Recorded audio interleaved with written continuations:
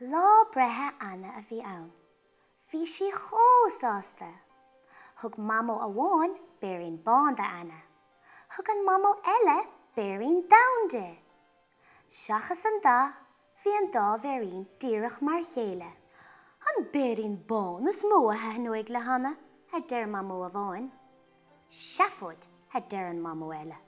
An Béirín domh a heanúig lehí. Thu féin is de Béirín domh. A deir an chiad mamó. Ní bheidh measar bith ag Anna Béirín domh. Bhí an dá bhamó fós ag argóint an lád ar gcionn.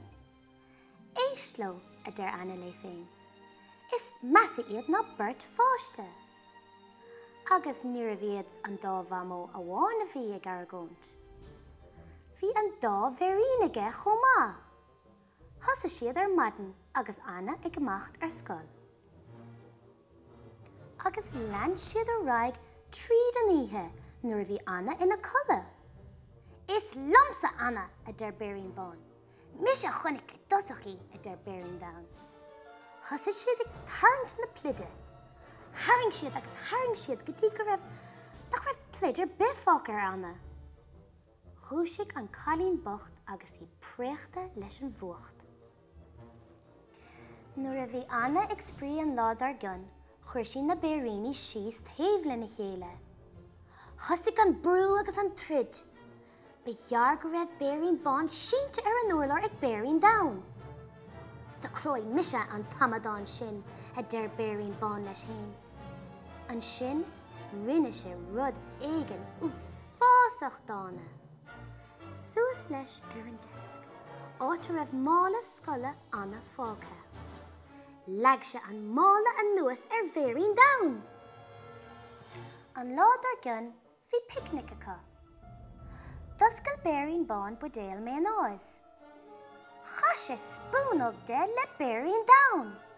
Behear go raibh Béirín domh clúdathe leis. Bhí Béirín bán lagtha goirí faoi. Doscail Béirín domh puta suibhe. Cha sé slám suibhe le Béirín bán. Behear go raibh Béirín bán clúdathe leis. Is é Béirín domh a bhí lagtha goirí inis. Ha ha! Sin deire leis an trid a deir Anna. Táim tain tar seacht an vertigah. Isteach leatsa sa chófra a deir Anna le Béirín bán. Chuir sí Béirín domh suas ar shelf ord. Curtha sé seo deire leis an trid inis a deir sí. Inis, bhí fatís ar Béirín domh. Níor hahan átainna orda leis.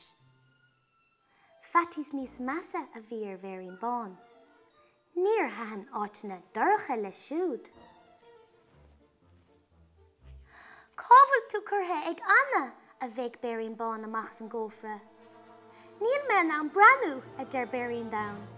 Tá mo chríam a bhéal an sohuas.